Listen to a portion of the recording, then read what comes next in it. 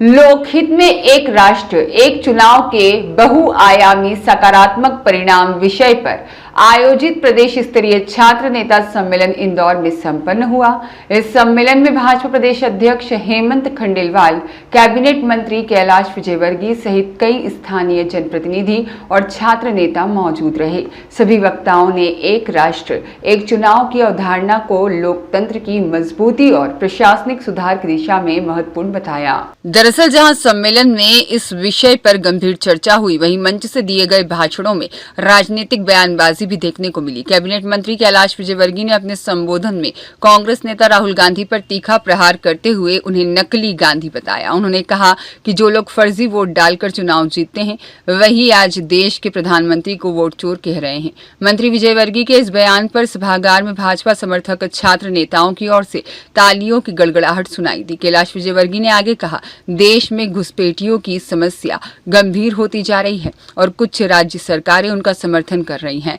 उनके आधार कार्ड तक बनवाए जा रहे हैं। उन्होंने पश्चिम बंगाल के कई जिलों का नाम लेते हुए वहां की स्थिति पर चिंता जताई और केंद्र सरकार की सुरक्षा नीतियों की आवश्यकता को दोहराया। फिर ये नकली गांधी चिल्ला चिल्ला के बोल रहा है वोट चोर, नकली गांधी चिल्ला चिल्ला के बोल रहा है वोट चोर, नकली गांधी चिल्ला चिल्ला के बोल रहा है वोट चोर।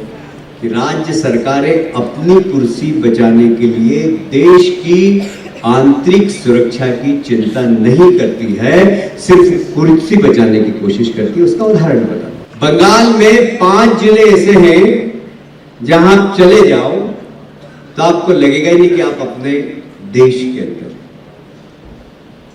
वहां पर घुसपैठियों को बुला बुलाकर आधार कार्ड बनाए जाते हैं और अपना वोट बैंक बढ़ाया जाता है कि अपनी कुर्सी बचाने के लिए विदेशियों को भारत में लाए। ये राज्य सरकार अपनी कुर्सी बचाने के लिए जो घुसपैठियों को प्रवेश करा रही है, उसके कारण ये संभव हो गया। उनको देश की चिंता नहीं, उनको अपनी कुर्सी की चिंता रहती है। आज बिहार में चुनाव आयोग घुसपैठियों की तलाश कर रहा है।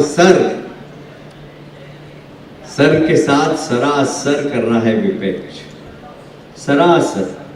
क्या घुसपैठियों को वोट डालने का अधिकार मिलना चाहिए क्या? यदि चुनाव आयोग मतदाता सूची का पुनरीक्षण कर रहा है और घुसपैठियों को आइडेंटिफाई कर रहा है, तो क्या गलत कर रहा है क्या? फिर ये नकली गांधी चिल्ला चिल्ला के बोल रहा है वोट चोर। क्या ये उचित है क्या? क्या ये उचित है क्या? इस कार्यक्रम में भाजपा प्रदेश अध्यक्ष हेमंत खंडेलवाल ने भी एक साथ चुनाव की आवश्यकता पर बल देते हुए कहा कि यह प्रणाली देश को चुनावी खर्च, प्रशासनिक अड़चनों से मुक्त कर सकती है। उन्होंने कहा कि हर साल चुनाव का सिलसिला देश की नीतिगत निर्णय प्रक्रिया को बाधित करता है। अब समय है कि देश एक स्थायी और सुव्यवस्थित चुनाव प्रणाली की ओर बढ़े। वन नेशन वन इलेक्शन की इस विचार गोष्ठी में, जिसमें पूरे प्रदेश से वो युवा शक्ति जो आने वाले समय में इस देश का नेतृत्व करने वाली है, वो इस सभागार में मौजूद है। हम सबके लिए बड़े सम्मान और खुशी की बात है कि ऐसा व्यक्तित्व जिनको सुनने के लिए आप आए लेते हैं, हमारे राष्ट्रीय नेता और राष्ट्रीय महामंत्री आदरणीय सुनील बंसल जी हमारे बीच में हैं। हमारे प्रभारी जिनके आंकड़े आप सुन रहे थे, ऐसे आदरणीय महेंद्र सिंह जी, हमारे संगठन मंत्री हितानंद जी, आपके चित परिचित आपके अपने मंत्री आदरणीय कैलाश जी, पुष्पमित्र भार्गव जी, जिलाध्यक्ष सुमित भैया, रोहित चहल जी, रोहित मिश्रा जी, रोहन राय जी, गजेंद्र तोमर जी, बहन कविता पाटीदार जी, जीतू जिराती जी, राघवेंद्र जी और विधायक मधु वर्मा जी सहित हॉल में मौजूद हमारे सभी वो कार्यकर्ता एवं युवा शक्ति जिनको आने वाले समय में इस देश को गढ़ना। हमारे सभी वक्ताओं ने आपको बताया कि वन नेशन वन इलेक्शन जरूरी क्यों।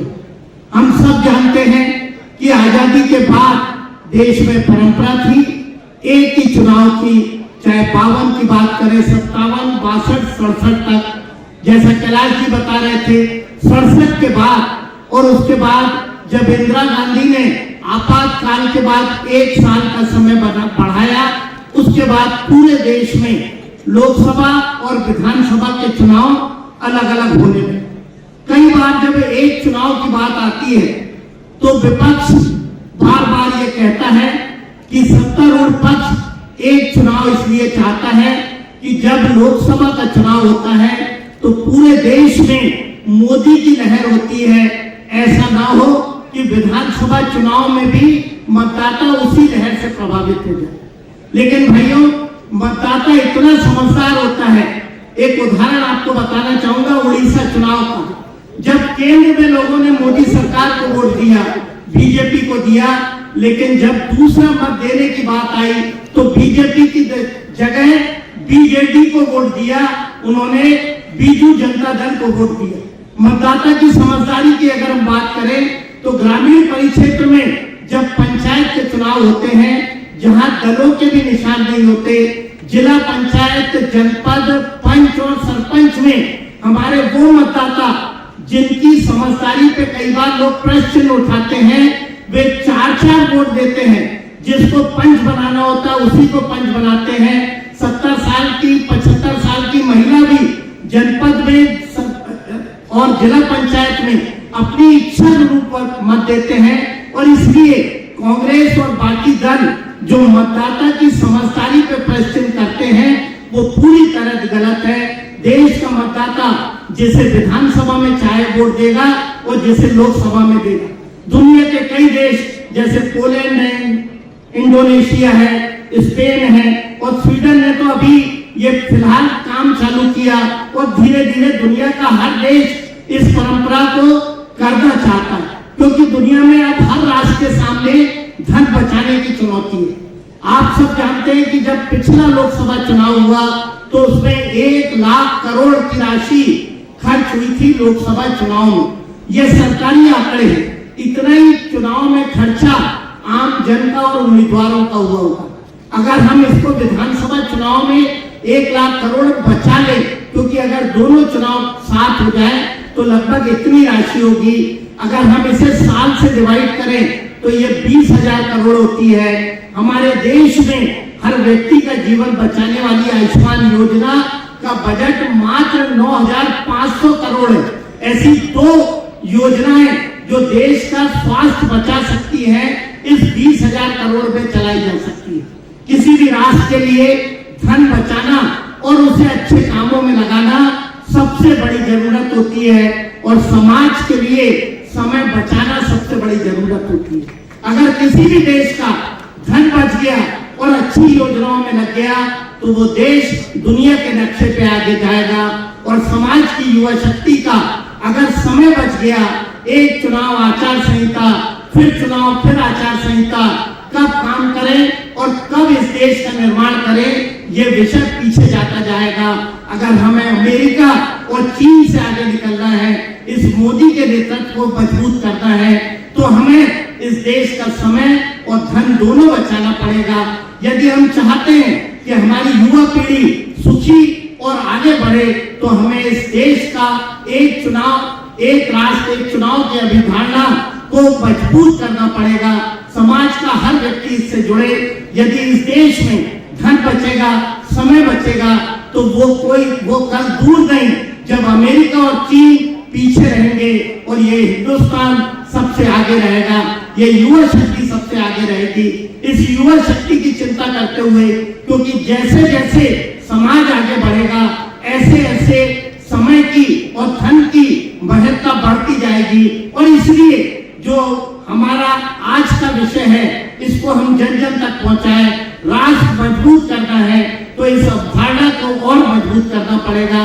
इन्हीं शब्दों के साथ कि हम सब मिलके इस अवधारणा को मजबूत करें, मोदी जी के नेतृत्व में इस देश को मजबूत करें और इस देश को दुनिया की बुलंदियों पे ले जाने का अपना सपना साकार करें। हम सब मिलके ये काम कर सकते हैं।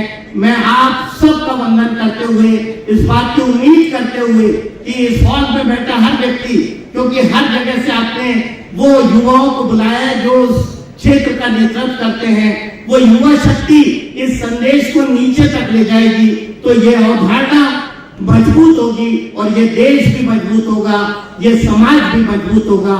मैं अपनी बात समाप्त करने की इजाजत चाहूंगा। धन्यवाद। छात्र नेताओं ने भी मंच से अपने विचार साझा किए और इस बात पर सहमति जताई कि एक राष्ट्र एक चुनाव युवाओं के लिए जागरूकता और भागीदारी का एक नया अवसर बन सकता है। कुल मिलाकर यह सम्मेलन राजनीतिक संवाद, नीतिगत चर्चा और राजनीतिक कटाक्ष का संगम बन गया, जिसने आने वाले समय में इस मुद्दे को और व्यापक जन चर्चा का विषय बना दिया है।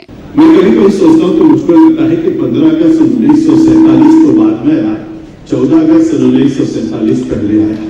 भारत का बंटवारा हो गया और बंटवारे के बाद 2 वर्ष 11 माह 18 दिन में एक विशाल संविधान 395 अनुच्छेद और 8 अनुसूचियों का और 22 खंडों का संविधान बन करके तैयार हो गया। संविधान तैयार होने के बाद 26 जनवरी 1950 को संविधान लागू हुआ और पहला चुनाव 1952 में हम लोगों को मिला। उस समय वोटर हमारे कितने थे? 17 करोड़ और राज्य कितने थे?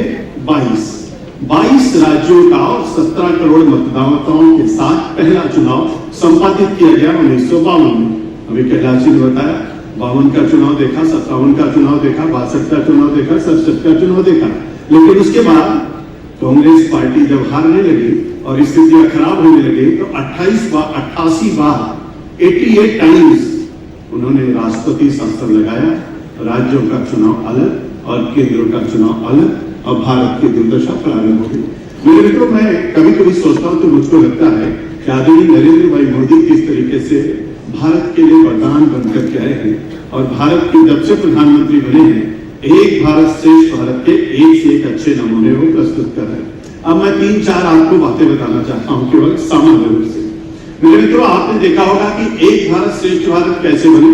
565 छोटी बड़ी रियासतों का विलय का काम तो सरदार वल्लभ भाई पटेल ने किया, लेकिन जम्मू कश्मीर जिसकी चर्चा अभी कर रहे थे, 2 निशान 2 विधान 2 प्रधान नहीं चलेंगे, डॉक्टर श्यामा प्रसाद मुखर्जी ने नारा दिया।